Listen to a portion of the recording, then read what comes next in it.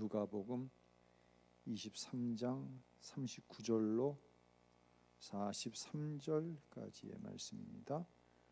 누가복음 23장 39절로 43절 함께 봉독하겠습니다. 달린 행악자 중 하나는 비방하여 이르되 내가 그리스도가 아니냐 너와 우리를 구원하라 하되 하나는 그 사람을 꾸짖어 내가 동일한 정죄를 받고도 하나님을 두려워하지 아니하느냐 우리는 우리가 행한 일에 상당한 보응을 받는 것이니 이에 당하거니와 이 사람이 행하는 것은 옳지 않은 것이 없느니라 하고 이르실 때 예수여 당신의 나라에 임하실 때에 나를 기억하소서. 예수께서 이르시되 내가 진실로 네게 이르노니 오늘 내가 나와 함께 낙원에 있으리라 하시니라. 아멘. 할렐루야. 많이들 피곤하시죠? 이게 뭐 앞에 이렇게 걸치고 있으니까 좀 이상하네요.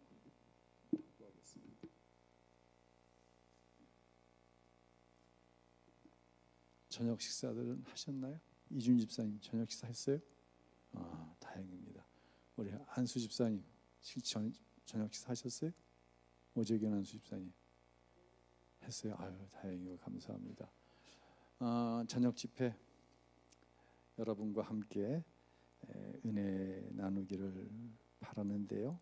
모르는 말씀을 드리는 것은 아닌데 우리가 오늘 주시는 말씀을 통하여서 아름답다 예수여 나의 좋은 친구라고 하는 이 찬송의 가사가 내 안에 인격이 되어 들어오는 역사가 꼭 있게 되시기를 예수님의 이름으로 축복합니다.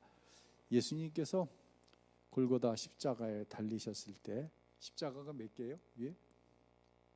십자가 없나요? 여기? 십자가가 보통 몇 개가 나와요? 3개가 나오죠. 가운데 예수님이 달리셨고 양쪽 좌우편에 흔히 우리가 강도라고 표현하는 악을 행한 행악자가 달려 있었습니다. 강도 중 한 사람이 예수님을 비웃었어요. 그러자 다른 강도가 우리는 악을 행한 것에 대해서 보응을 받아 십자가에 달렸지만 예수님은 아무 죄가 없으시다 라고 이야기를 합니다. 그러면서 예수님께 이런 부탁을 합니다. 우리 42절 한번 읽어볼까요? 예수여 당신의 나라에 임하실 때 나를 기억하소서. 이 강도의 청을 들은 예수님은 43절에 이렇게 대답을 하세요. 한번 읽어보겠습니다. 내가 진실로 네게 이르노니 오늘 내가 나와 함께 낙원에 있으리라 하시니라. 아멘. 이 말씀은 우리가 정말 잘 아는 말씀이에요. 그런데 또한 이 말씀은 굉장한 논란의 이유가 되는 말씀이기도 합니다. 그 이유는 평생을 말이에요. 십자가에 죽을 정도로 지난 주일날 어떤 죄를 지어야 십자가에 죽는 건지 말씀을 드렸잖아요. 오직 하면 십자가에 달렸겠어요? 평생 죄를 지은 것이에요. 그런데 처음 만난 예수님께 부탁해서 얻을 수 있는 것이 구원이라고 한다면 이런 구원은 우리가 생각하고 믿는 구원과는 너무나 거리가 멀지 않느냐라고 하는 신학적인 질문입니다. 교회에 가본 적이 없어요. 지금으로 말하자면 뭐 교회에서 집사도 아니고 권찰도 아니에요. 은혜 받은 경험도 없어요. 뭐 직분 헌신은 생각해 본 적도 없어요. 또 예수를 그리스도로 믿는 표로 세례를 받은 경험도 없어요. 그런데 구원받았어요. 이게 문제가 된다는 것입니다. 꽤 예민한 문제예요. 그런데 말입니다. 성경은요, 때로는 신학적으로 접근해야 될 때가 있고 때로는 논리적으로나 우리가 일반적으로 생각하는 신앙생활이란 이런 것이다, 구원이란 이런 것이다 라는 것으로 꼭 규정을 주어줘야 할 때가 있습니다. 하지만 오늘 본문은 그런 것으로 접근해서는 안 되고요. 어떻게 접근을 해야 되냐면 강도보다 더한 누구도요? 선뜻 대답이 안 나오죠? 강도보다 왜 내가 더해요? 강도보다 더한 나도 구원받았다고 하는 대전제로부터 오늘 본문을 이해할 때 우리에게는 굉장한 은혜가 임한다고 하는 것입니다. 자, 성경에는요, 전쟁에서 간음하다가 예수님께 붙잡혀온 여인이 있었습니다.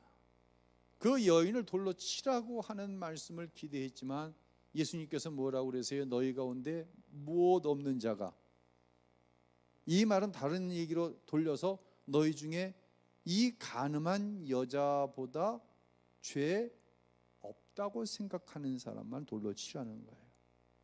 그때 사람들이 돌로 쳤습니까? 다 흩어졌습니까? 다 흩어졌습니다. 남편이 6이나 되는 여자가 한낮에 우물에서 물을 길러 깃다가 예수님을 만나죠. 남편이 몇이에요? 6이나 됩니다. 사람들을 피하는 것입니다. 그러던 여자가 예수님을 만난 뒤에 물동이를 버려두고 마을로 들어가 그렇게 꺼리던 사람들을 만나 자기가 메시아를 만났다고 증거하는 전도자가 됩니다. 우리는 그들에 관한 말씀을 들으면서 예수님의 사랑이 그들을 변화시켰다라는 말을 합니다. 그런데 엄밀히 이야기해서 그들이 변화되었기 때문에 구원받았나요? 어떻게 생각하세요? 내가 예수님을 만나 변화되어서 구원받았습니까? 성경은 그렇게 말씀하시지를 않습니다. 로마서 5장 8절 우리가 다 같이 한번 읽어볼까요? 우리가 아직 죄인 되었을 때에 그리스도께서 우리를 위하여 죽으심으로 하나님께서 우리에 대한 자기의 사랑을 확증하셨느니라. 아멘. 예수님은 언제 무엇 때문에 죽으셨어요? 우리가 변화돼서요? 아닙니다. 내가 죄인 되었을 때입니다. 누가요? 저와 여러분이 강도와 같은 죄인이었을 때에 하나님께서 저와 여러분을 너무 사랑하셔서 당신의 아들 예수를 십자가에 내어 죽이신 줄로 우리는 믿고 있습니다. 인천에 있는 한 저축은행에서요, 한 직원이 고객에 든 58억을 횡령한 사건이 최근에 있었어요. 난리가 났겠죠? 예. 자, 그 사람은 고객의 돈을 훔친 뭐예요? 강도죠. 도둑이죠. 도둑하고 강도의 차이는 뭐예요? 어쨌든 강도죠. 이건 강도짓을 한 거죠. 저와 여러분은 어떻습니까? 하나님께서 내가 소유하고 있는 모든 것, 그것이 물질이 되었든 가정, 아이들,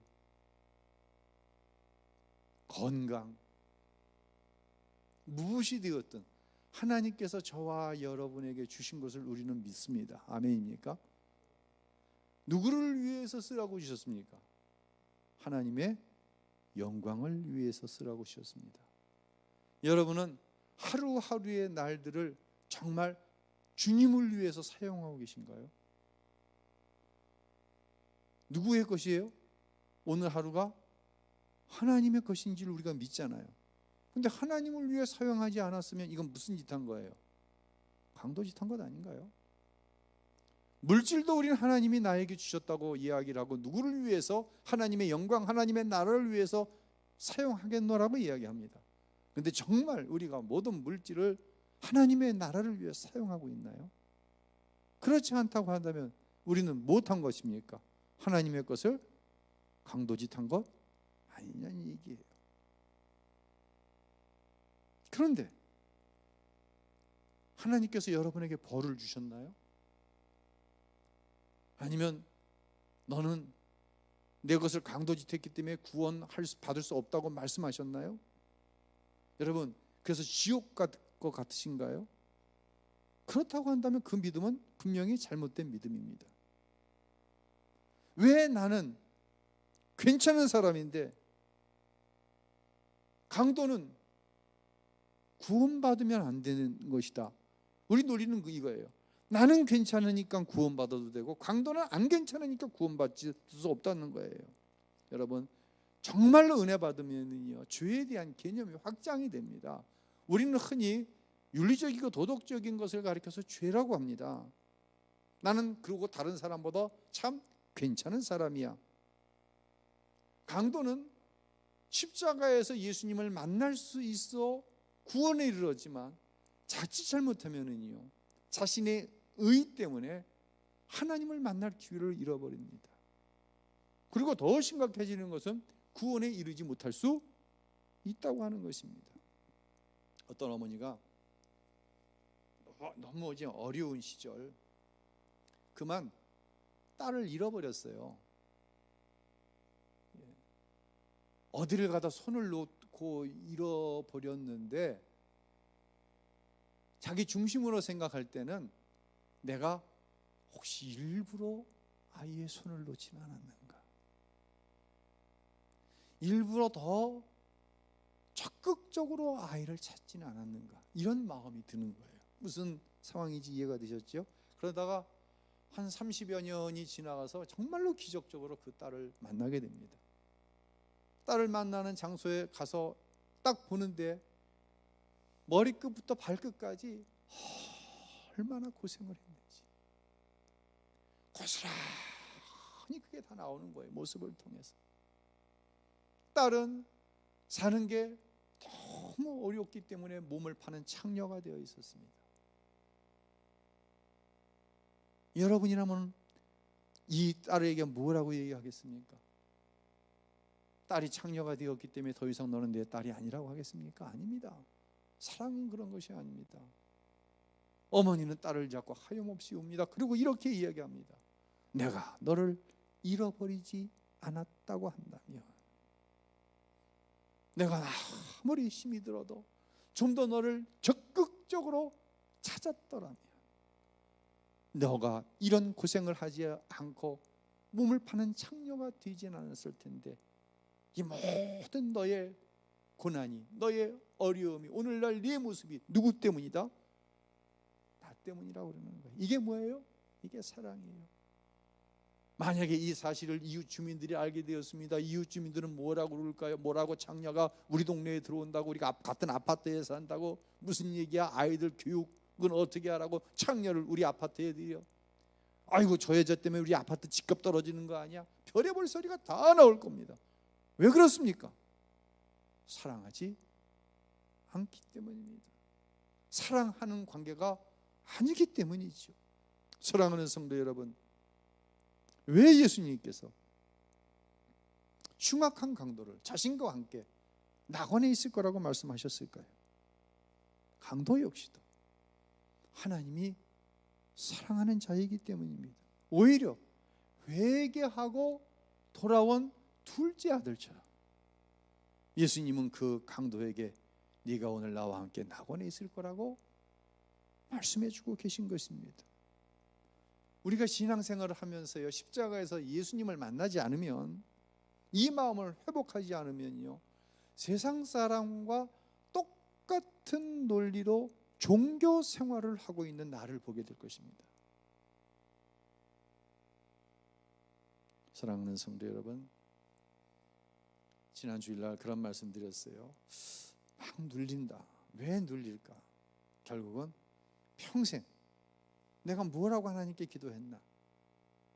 하나님 앞에 나를 불쌍히 여겨달라고 하는 기도밖에 없었다. 그리고 왜 하나님이 나의 기도에 응답해 주셨나? 내가 뭔가를 잘해서 아니다. 하나님이 나를 불쌍히 여기셨기 때문이다 라는 말씀을 드렸어요. 하나님의 은혜라고 하는 책에 보면은 아버지는 6.25 때 참전한 미군 병사고, 어머니는 옛날, 지금은 양색시라는 얘기 안 하죠. 옛날은 그 양색시, 양공주라는 얘기 참 많이 했어요. 양색시였어요. 그 사이에서 태어난 게 스타이반이라고 하는 아이입니다. 여자아이입니다. 남편이 본국으로 들어가게 되자 이 어린 엄마가 겁이 나는 거예요. 그래서 이 스데파니를 버립니다.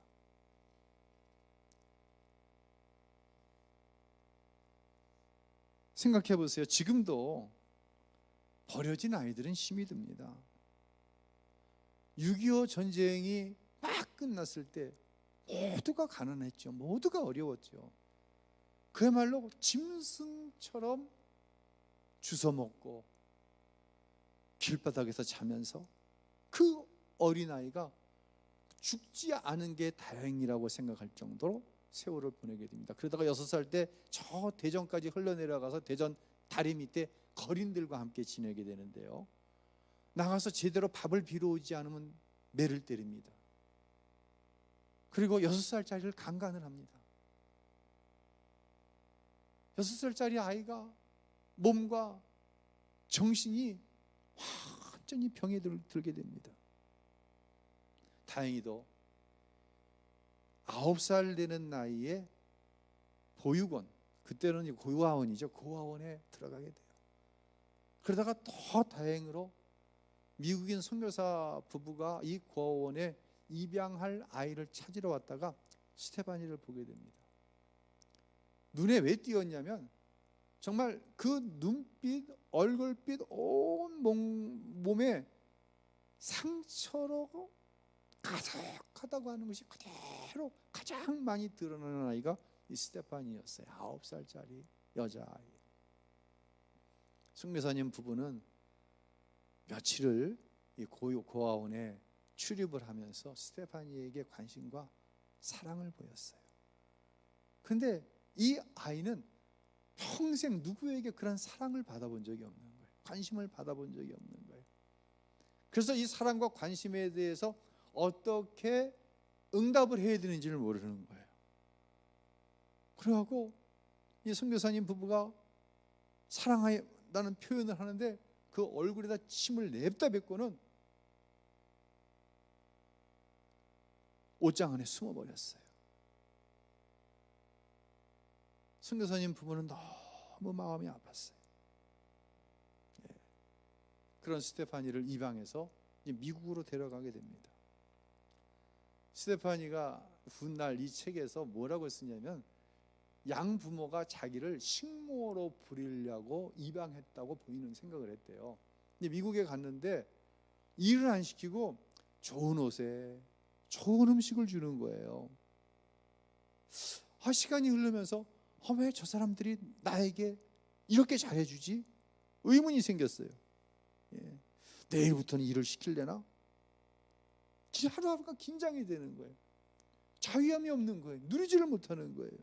하루는 밖에서 또래 아이들과 놀이를 하는데 미국 아이들이죠. 미국 아이들이 스테파니에게 야, 너 이제 진짜 미국 사람 같아, 이렇게 이야기를 하는 거예요. 그러니까 스테파니가 자기의 마음에 있는 이야기를 털어놓습니다. 나는 내가 엄마 아빠라고 부르는 저분들이 식모로 부리려고 데려왔는 줄 알았어. 근데 그분들이 일을 시키지 않아. 이렇게 이야기하자 동네 아이들이 막 웃으면서 야, 너 그 집 딸이야. 넌 그 집 식모가 아니야. 하는 말에 충격을 받았어요. 뭐? 내가 그 집 딸이라고? 그리고는 집으로 들어가 선교사님에게 물었습니다. 엄마 아빠, 나 식모 아니에요? 내가 정말 엄마 아빠 딸이에요? 아이가 자신이 딸임을 믿지 못하고 불안해하는 모습을 본 선교사님 부부는 자신들이 사랑을 제대로 주지 못해서라고 자책하면서 얼마나 울었는지 모른다고 합니다. 자기 책임이라고. 이제 학교 갈 나이가 되자 학교를 보내면서 더 지극정성으로 양육을 했어요. 17이 되었어요. 그런데도 이 스테파니는 엄마 아빠에 대한 신뢰, 믿음이 생기질 않는 거예요. 그러면서 무슨 생각을 하냐면 야, 내가 공부를 잘 못하면 엄마 아빠가 나를 다시 한국으로 보내실 줄도 몰라. 내가 말을 안 듣고 문제를 일으키면 지겨워서 나를 다시 한국으로 보낼 거야. 그리고 공부를 열심히 하고 무슨 말이든지 잘 들었어요. 뭐가 없어요? 자유함이 없는 거예요. 행복이 없는 거예요.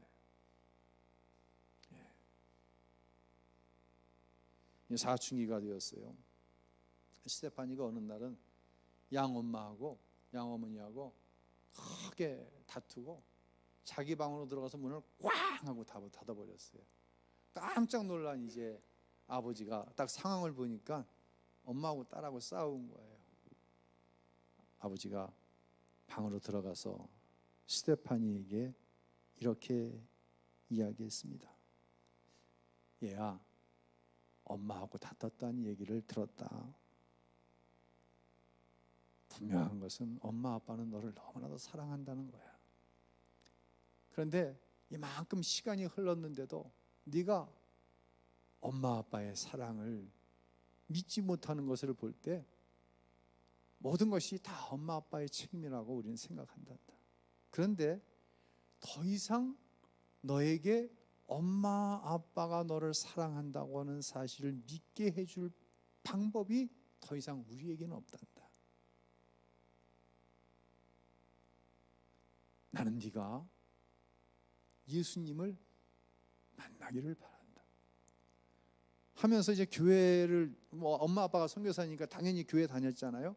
교회를 다니면서 성경 공부도 했는데 아빠가 예수님에 대해서 아주 알기 쉽게 간단하게 설명을 해주시는데 두 가지가 이해가 되고 공감이 되더라는 것이죠. 첫 번째가 뭐냐면 예수님은 베들레헴에 나실 곳이 없어서 마을 구육관에서 아주 초라하게 나셨잖아요. 그러니까 자기랑 같더라는 거예요. 생각해 볼 때 정말 자기는 초라하게 태어나서 버림을 받았잖아요.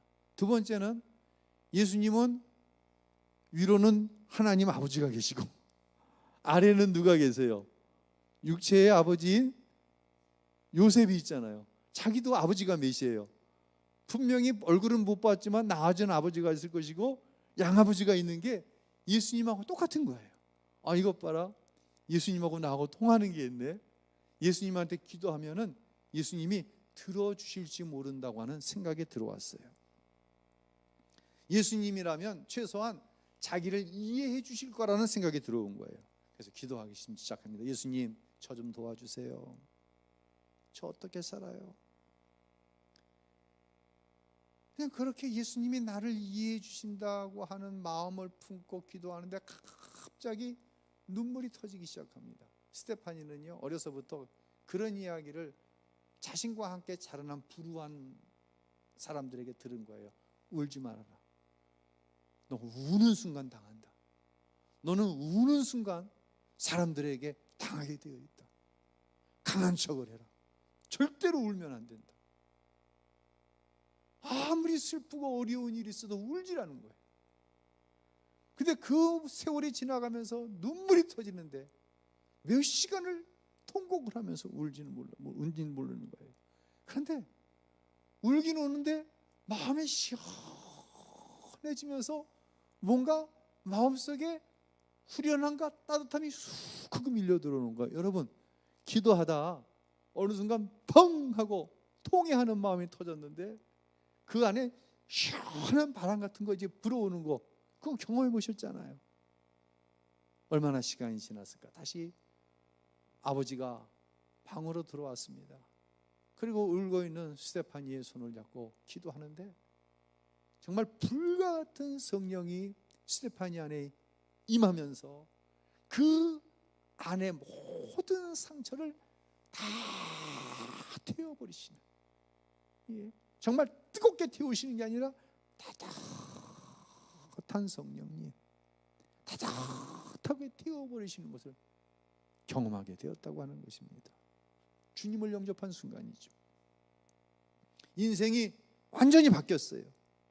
하나님이 자신을 사랑한다는 사실이 믿어지니까 나는 언제라도 내 부모에게 버려줄 수 있어. 그렇기 때문에 난 공부도 잘해야 되고 말도 잘 들어야 되고 무엇도 잘해야 되고. 여러분, 혹시 여러분 가운데 아직도 하나님이 나의 아버지이신데 내가 뭣도 잘해야 되고 뭣도 잘해야 되고 뭣도 잘하지 않으면 뭔가 잘못하면 하나님 아버지께서 나를 버리실 거야, 이런 생각을 가지고 계신 분들이 있지 않습니까? 그 문제가 해결된 거예요. 양부모님이 자신을 사랑한다는 사실이 믿어진 거예요. 하나님이 나를 얼마나 사랑하셔서 독생자 예수를 십자가에 내어 죽이시기까지 나를 사랑하신다는 사실이 믿어지는 거예요. 스테파니가 그 책 하나님의 은혜라는 책 마지막 부분에 이런 말을 씁니다. 한번 공감해 봤으면 좋겠어요. 한번 우리 읽어볼까요? 솔직히 고백하건대 제 삶에 없었더라면 더 좋았을 뻔한 사건은 하나도 없습니다. 왜냐고요? 제 삶의 모든 일이 저를 예수님께 인도했기 때문입니다. 우리 하나님의 말씀은 아니더라도 공감이 되어지만 아멘 한번 해봅시다. 아멘. 아멘. 강도는요, 자신이 지은 죄로 하나님께 버려진 줄 알았어요. 그러다가 버려진 곳인 십자가에서 예수님을 만났습니다. 강도는 다음날 눈을 뜨니 예수님과 함께 낙원에 있게 되었다는 말씀인 거예요. 가늠한 여인이 돌로 쳐 죽임을 당할 줄 알았는데요, 그 여인은 예수님을 만나고 나니 다음 날이 새로운 날이 되었다는 거예요. 사랑하는 성도 여러분, 이 강도가 구원받은 사건은 바로 저와 여러분의 이야기입니다. 혹시 예수를 믿으면서도 불안하고 두렵습니까? 자유가 없습니까? 인생이 괴로워요? 망할 것 같고 가망성이 없을 것 같습니까? 십자가에서 예수님을 만난 강도처럼 일평생 신앙생활을 하면서 한 번은 고백해야 됩니다. 예수님, 당신의 나라에 임할 때 나를 기억하소서. 이 말은 다른 말로 무엇입니까? 나를 불쌍히 여겨 주옵소서. 그때 하나님이 나를 얼마나 사랑하신다는 사실이 믿어질 때 완전한 자유가 임하는 거예요. 다시 말씀드립니다. 내가 어떻게 해서 얻는 것이 하나님께서 주시는 자유가 아니라 예수님께서 내 모든 자유를 얽어맬 수밖에 없는 죄를 십자가에서 단번에 담당하셨기 때문에 그 십자가를 통해서 나를 향한 하나님의 사랑을 내가 볼 때에, 그 사랑을 경험할 때에 내 안에 자유가 생기는 거예요. 세상에 어떤 것도 하나님의 나를 향한 그 사랑에서 끊을 수 없기 때문에, 그 사랑 때문에 내가 구원받았고 나는 오늘도 하나님의 자녀로서 자유함을 얻으며 살게 되는 것이에요. 사랑하는 성도 여러분, 어떤 것도 여러분을 정죄할 수가 없어요. 누가 강도를 향해서, 누가 나를 향해서 네가 무슨 자격으로, 네가 무엇을 얻어 했길래 구원함을 받고 하나님의 자녀의 권세를 누리고 사냐고 우리에게 따져 묻는다고 한다면 그는 예수를 모르는 사람이에요. 그 안에는 예수님의 사랑이 없는 사람이에요. 여러분을 축복하는 것은 예수님, 나를 불쌍히 여겨주세요.